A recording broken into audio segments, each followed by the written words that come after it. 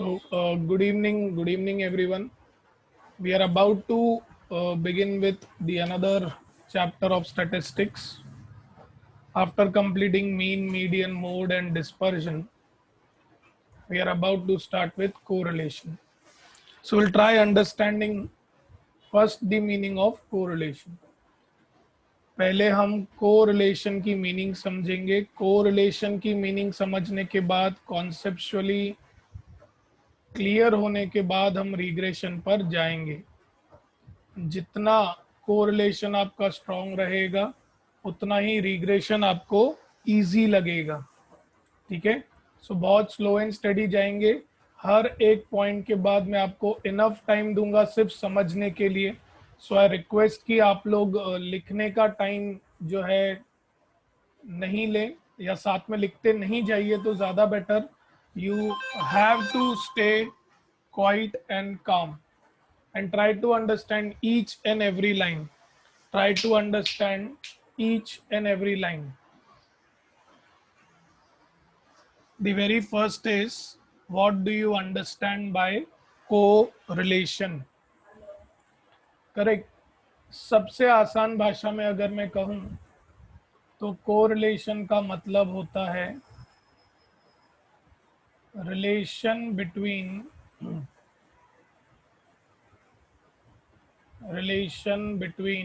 Two variables. Relation between two variables. हमने variables की meaning सीखी है ऑलरेडी. ठीक है. एक वेरिएबल में चेंज आने पर अगर दूसरे वेरिएबल में चेंज आता है हमें ये सीखना है whether the change we are talking about is it going to be positive और नेगेटिव, और क्यों सिर्फ दो ही वेरिएबल. तो let me be very clear. Relation जो है वो आपका दो से ज्यादा भी हो सकता है. ठीक है. लेकिन हमें सिलेबस में दो वेरिएबल तक ही स्टडी करना है. ठीक है. In our syllabus we have to study only for two variables. तो स्टडी करना क्या है? Correct. Exactly what we want to study. देखो ये मैथमेटिक्स नहीं है. मैथमेटिक्स में कैसे होता था कि आप पहले कॉन्सेप्ट सीखते हैं, फिर आप फॉर्मूला सीखते हैं. करेक्ट. और उसके बाद आप उन कॉन्सेप्ट्स और फॉर्मूलाज को यूज करते हैं to understand the things in a more better way. Correct. To understand the things in the more better way. अब यहाँ पर ऐसा नहीं होता है. यहाँ पर आपको पहले डेटा दिया जाता है. First data is given to you और उस डेटा को आपको पहले एनालिसिस करना पड़ता है. उस डेटा को आपको फिर से एक बार एनालिसिस करना पड़ता है और उस एनालिसिस के बेसिस पर आप किसी रिलेशन को फाइंड करते हैं.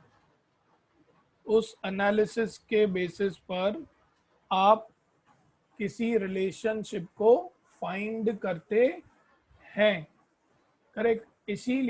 इसीलिए स्टैटिस्टिक्स को अच्छे से समझना इट बिकम्स मोर डिफिकल्ट, क्योंकि यहाँ पर मैथ्स की तरह ऐसा नहीं है कि कॉन्सेप्ट किया, फॉर्मूला किया और हो गया. ठीक है. तो let us try to deal with this in a more better way. जब मैं रिलेशनशिप कहता हूं तो let me take example number 1. बहुत ध्यान से आप सभी लोग आंसर देंगे.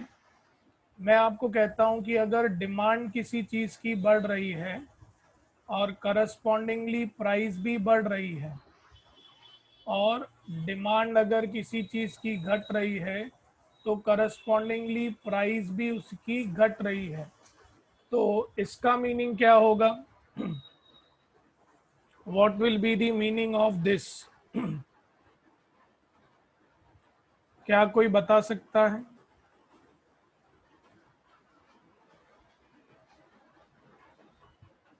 Anybody who can give me the answer for the same? Okay कुछ काफी लोग कह रहे हैं direct relationship. Okay very good, I want everybody to answer. सभी लोग आंसर कीजिए।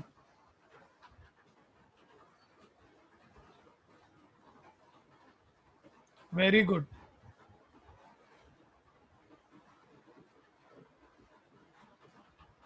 Very good. ओके सो काफी लोग ये कह रहे हैं sir it is direct relation, correct. अभी बिल्कुल सही। यहाँ पर जो रिलेशन दिया है उसके अकॉर्डिंगली मैं डिमांड की बात कर रहा हूँ। डिमांड बढ़ेगी तो प्राइस पर क्या इम्पैक्ट आएगा, ठीक है। ये एक तरीके से हम देख रहे हैं। लेकिन अब अगर मैं इस चीज को उल्टा करता हूं, बहुत ध्यान से समझना। करेक्ट, ये एक बेसिक एस्पेक्ट देखा जिसको आपने डायरेक्ट रिलेशनशिप बोला। Now I am telling you to deal with this की कॉज क्या रहेगा और इफेक्ट क्या रहेगा, ठीक है। What will be cause and what will be effect. Everybody be very very attentive, okay. अब अगर मैं आपको कहता हूं कि प्राइस बढ़ेगी तो डिमांड घटेगी, करेक्ट। और अगर प्राइस घटेगी तो डिमांड बढ़ेगी, इसको आप क्या कहेंगे? What you will call this as? Inverse relation. Very good, very very good, very good, very good, proud of you all, ठीक है। अब ध्यान से, अब ध्यान से, इसमें भी हम लोग का कॉज और इफेक्ट था, लेकिन पहले एग्जाम्पल में क्या था? It was demand with respect to price, और दूसरे में क्या था? Price with respect to demand, ठीक है। जब मैं demand with respect to price बोलता हूं, इसका मतलब प्राइस में चेंजेस आना बेस्ड ऑन डिमांड। जब मैं सेकेंड एग्जाम्पल लेता हूं, एग्जाम्पल नंबर 2, उस टाइम पर हमने क्या किया? हमने प्राइस को बढ़ाया या घटाया और देखा कि डिमांड में क्या चेंजेस आते हैं। तो जब भी आपको डायरेक्ट रिलेशन मिलता है, whenever you get any direct relation, उसे हम कहते हैं that it is positive correlation. It is called as positive correlation, correct. Similarly जब आपको इनडायरेक्ट कोरिलेशन मिलता है, जब आपको इनडायरेक्ट, तो उसे हम क्या कहेंगे? Negative correlation. What will call this as? Negative correlation, correct. तो नेगेटिव मतलब क्या? जैसे कि आप लोगों ने खुद ने कहा इनवर्स। इनवर्स, एक बढ़ रहा है तो दूसरा घट रहा है, ठीक है।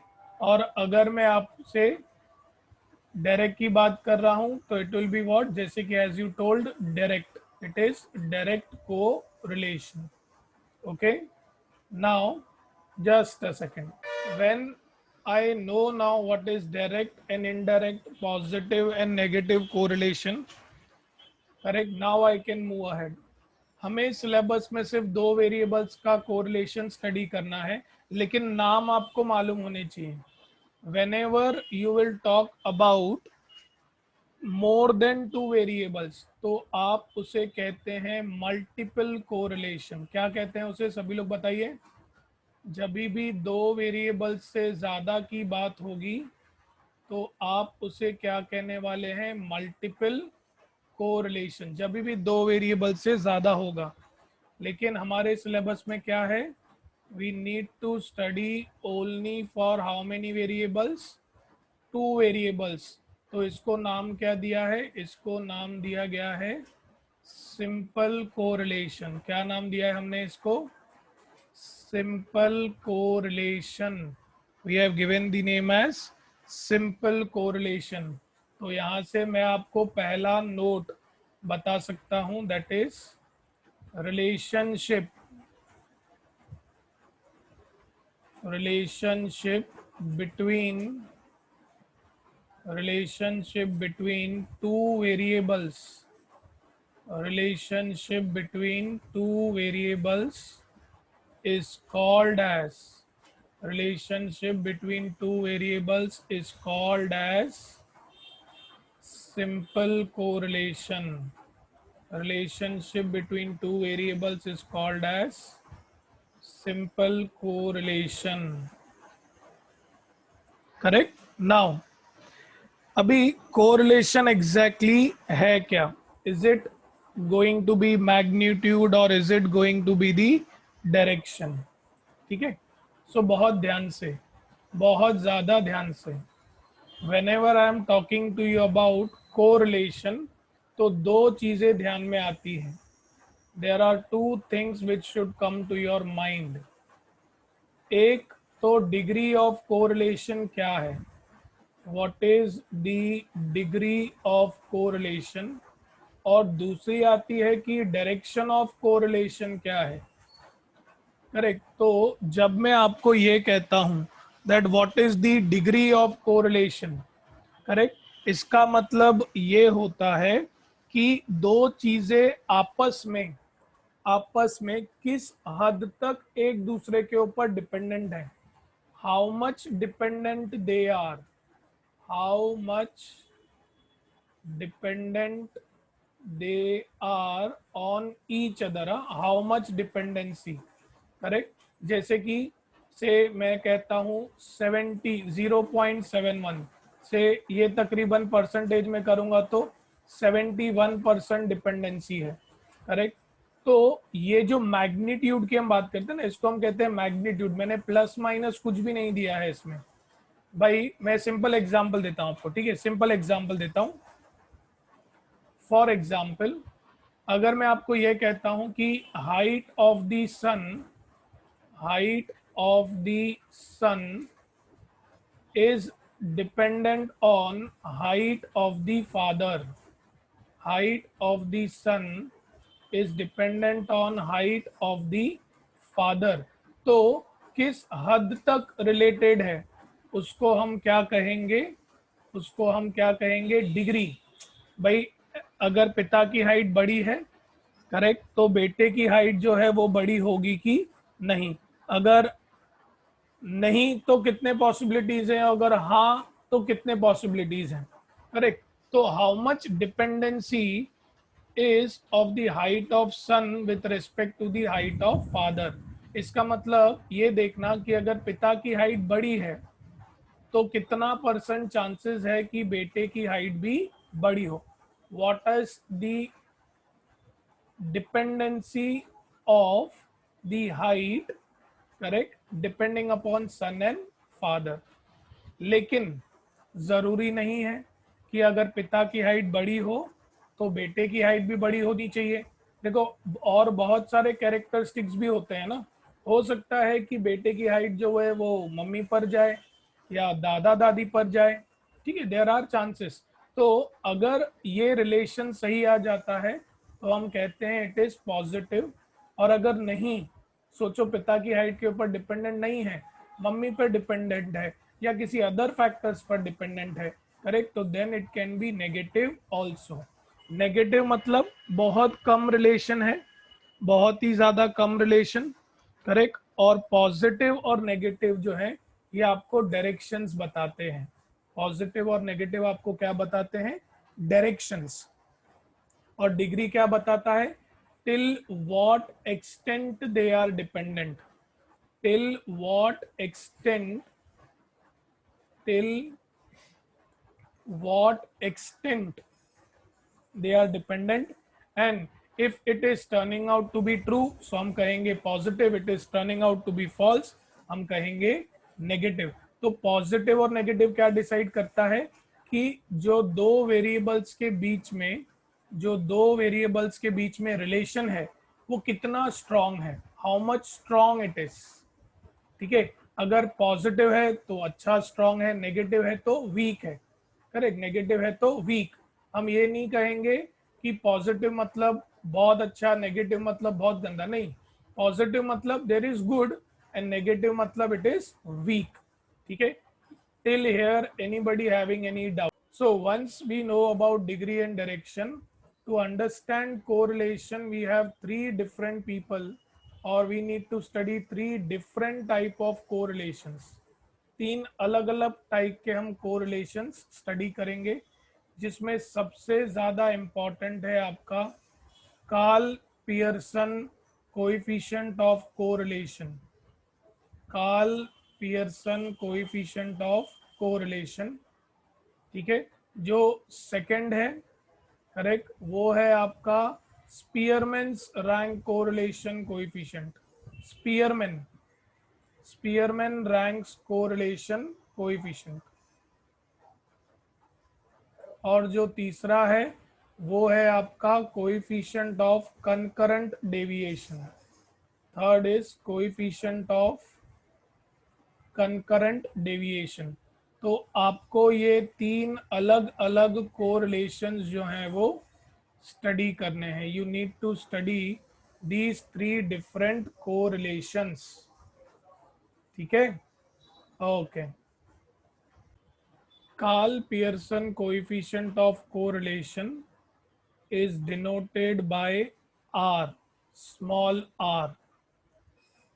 Spearman's rank correlation coefficient is denoted by rho, इसको हम कहते हैं rho, RHO। 12th स्टैंडर्ड में आप इसे कैपिटल R से डिनोट करते थे। और कोएफिशिएंट ऑफ कंकरेंट डेविएशन को डिनोट किया जाता है R फिर उसके सफिक्स में C। एक और चीज, Karl Pearson coefficient of correlation का एक और नाम है product movement correlation coefficient. Product movement correlation coefficient. Product movement correlation coefficient, ठीक है। Till here anybody having any doubts? Anyone who missed it out? So the very first what we are studying is Karl Pearson coefficient of correlation. Karl Pearson coefficient of correlation R, it is given as covariance between x and y। याद रखना, x एक series रहती है और y आपकी दूसरी series रहेगी। अब तक हमने स्टैंडर्ड डेविएशन में सिर्फ एक्स सीरीज में क्या क्या चेंजेस आते हैं हमने वो सीखे थे, ठीक है। वी नेवर स्टडीड अबाउट कि अगर दो सीरीज आ जाएं, एक्स के साथ साथ वाई दो वेरिएबल्स आ जाएं, then what will be the corresponding changes. तो जब मैं इन दोनों के चेंजेस की बात करूंगा कि एक्स और वाई जो दो सीरीज है मेरे पास, इन दो सीरीज में कितना वेरिएंस आ रहा है, तो मैं उसे कहूंगा it is nothing but the covariance between x and y divided by variance of x into variance of y, variance of x into variance of y। Okay, so covariance को हम डिनोट करते हैं सिग्मा और उसके subscript में x y, ठीक है। Covariance is denoted by sigma, उसके बेस में एक्स वाई। अब डिनोमिनेटर में हमें दिया है variance of x and variance of y. तो पहले तो मुझे ये बताओ, what will be standard deviation of x? We have studied what will be standard deviation of x. It is root mean square deviation, correct. Dimple, what is root mean square deviation? Dimple, root mean square deviation क्या होगा Dimple?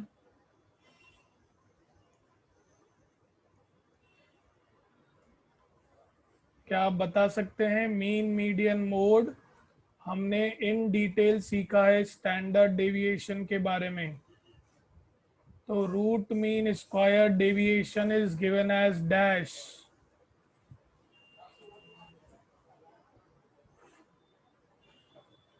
Okay, Dimple याद है कि नहीं वो बता दो तो मैं आगे बढ़ूं। डिम्पल का जवाब नहीं आ रहा, तो उन्हें याद होगा शायद, लिखने में टाइम ज़्यादा लग रहा है। स्टैंडर्ड डेविएशन हमने सीखा था 1/n summation of x i minus x bar the whole square, correct. इसको हम कहते थे standard deviation for x. Same चीज अगर y के लिए आएगी, करेक्ट, सेम चीज y के लिए आएगी तो क्या हो जाएगा Dimple? 1/n summation of y i minus y bar the whole square. इसे हम कहेंगे स्टैंडर्ड डेविएशन फॉर y। ठीक है, standard deviation of x, standard deviation of y। Anybody having any doubts in standard deviation of x formula and standard deviation of y formula? What was the alternative formula for standard deviation of x and standard deviation of y? It was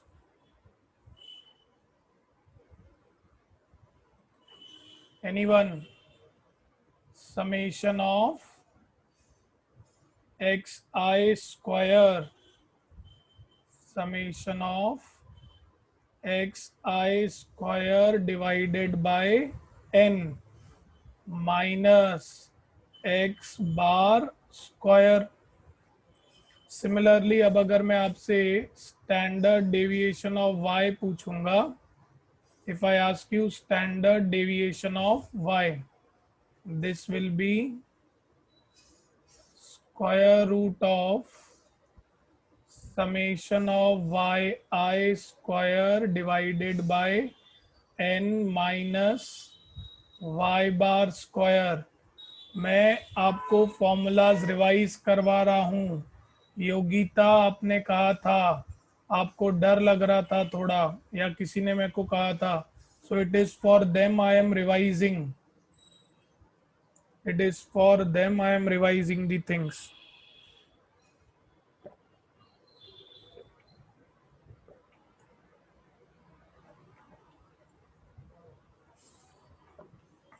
okay, इसका फिर हमने एक और alternative formula सीखा था। इसका एक और अल्टरनेट था, correct. What was the alternate for this? Anybody who remembers? एक और अल्टरनेटिव फॉर्मूला हमने सीखी थी इसके लिए।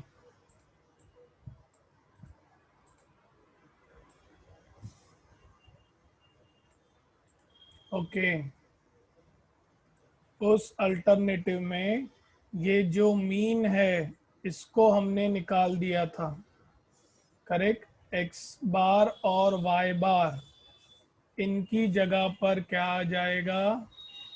इनकी जगह पर आएगा summation of x by n the whole square, और इधर आएगा summation of y by n the whole square. ये तीनों ही फॉर्मूलाज थे आपके स्टैंडर्ड डेविएशन के। अभी अगर स्टैंडर्ड डेविएशन ये है, तो अगर मैं इसका स्क्वायर करूंगा तो मुझे वेरिएंस जो है वो मिल जाएगा। ठीक है, do you all agree with this?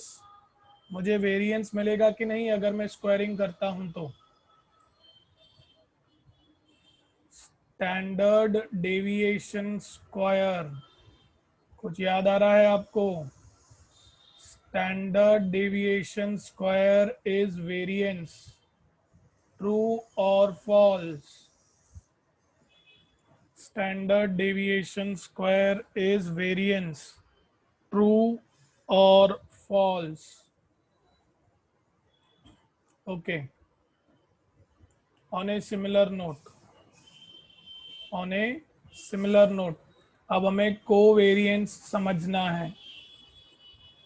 Covariance between x and y is given as 1 by n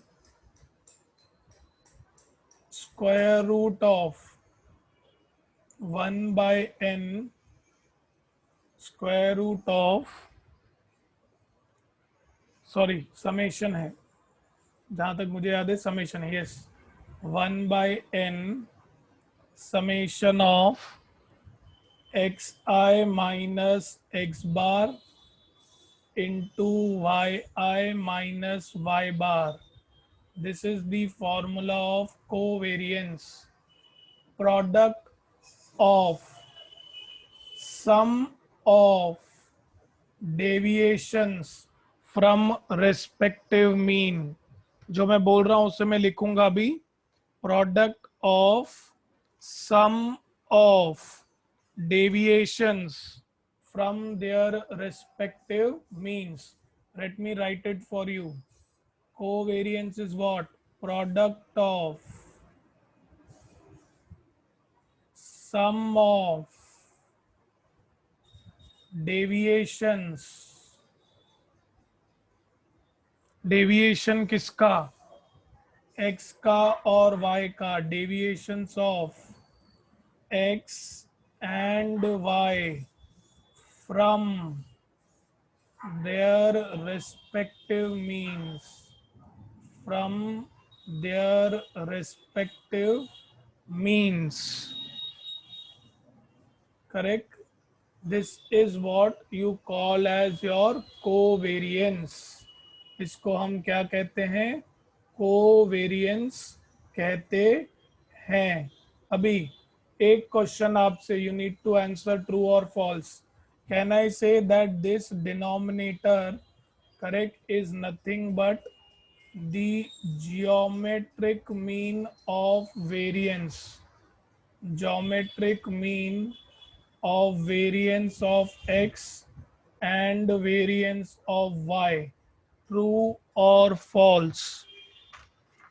Geometric mean of variance of x and variance of y. Okay, okay, very good. Till this point, anybody having any doubts? Now, can I say that carefully? The formula for Karl Pearson coefficient R, can I write it is covariance of xy divided by standard deviation of x into standard deviation of y. Symbolically,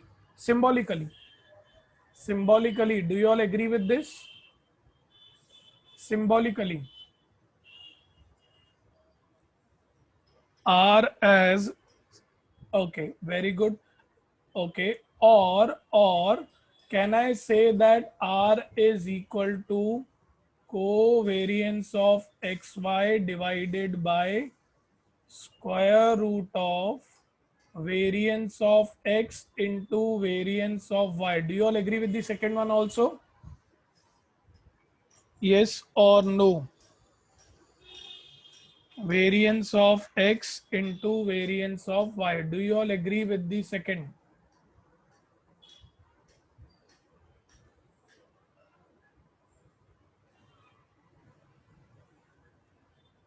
okay okay.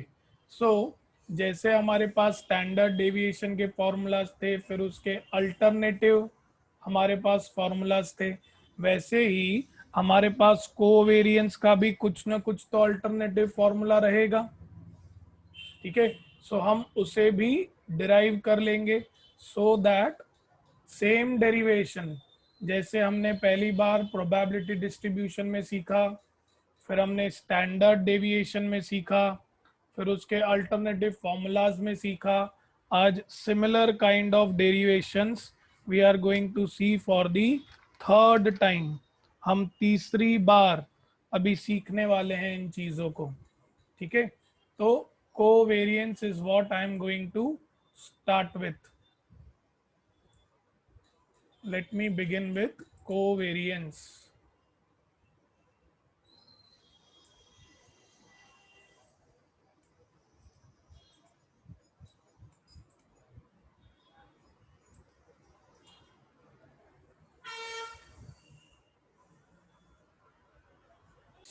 Begin.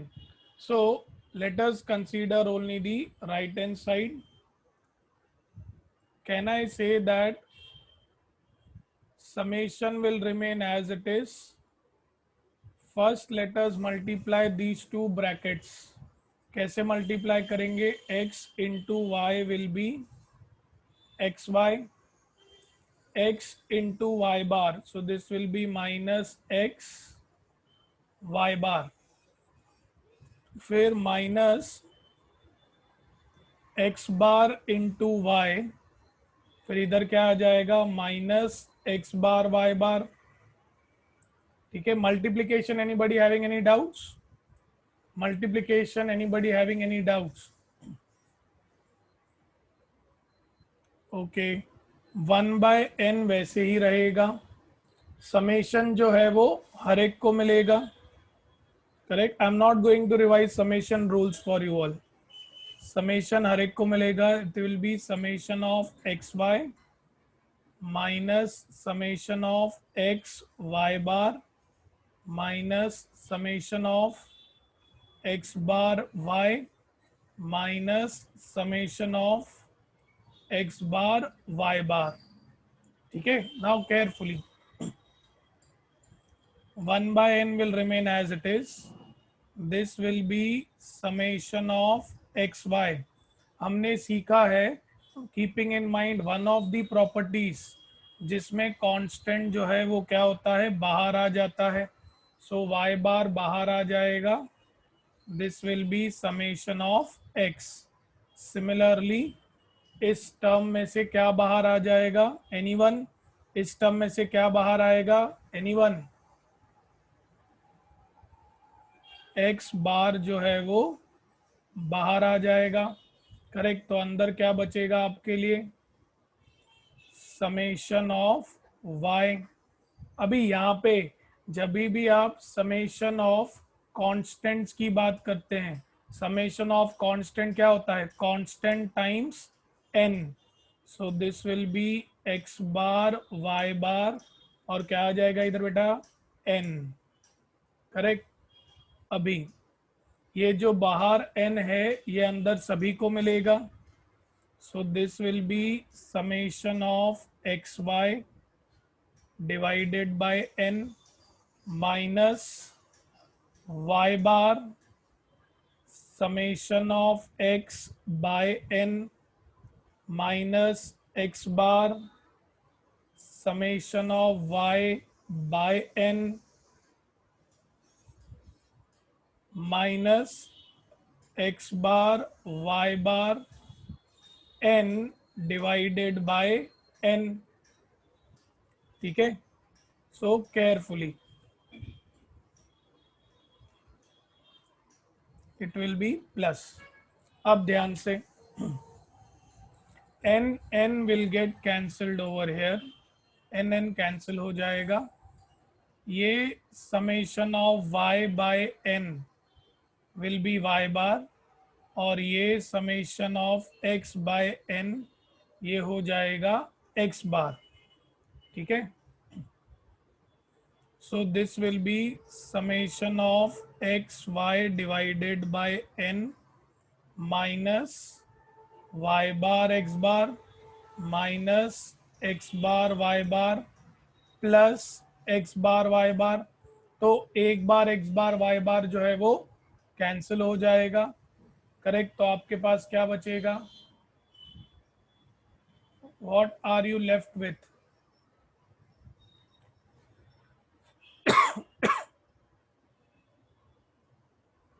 It is going to be summation of x y by n minus x y by n minus X bar into Y bar. तो आपको sigma X Y का alternative formula क्या मिला? Summation of x Y by N minus x bar into Y bar. Correct. So this becomes the alternative formula. ठीक है। अब ये भी रह गया है कि जिनको रूल्स याद नहीं है हम उन्हें रूल्स भी याद दिलाएंगे। समेशन ऑफ के x is constant outside summation of x. If it is summation of x plus y, then it is summation of x plus summation of y. Similarly, if it is, say, summation of any given constant, then it is constant times n. These were the rules of summation which we used. These are our rules of summation. इसमें से मोहित विश्वकर्मा हमने ये वाला rule apply किया है step 3 में। Constant term जो होता है वो हमेशा बाहर निकल जाता है Mohit Vishwakarma. X bar is nothing but what? A constant value. It is a single value that represents the entire set of observations. So X bar is constant, तो हमने कांस्टेंट टर्म को बाहर ले लिया।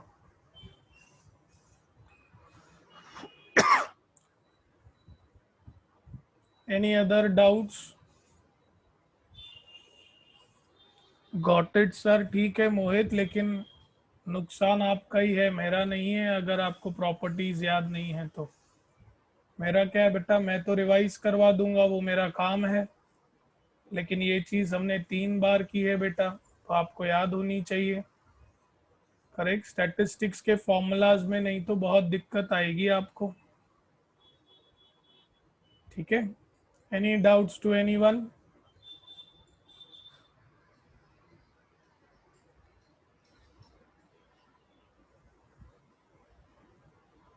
Any doubts to anyone?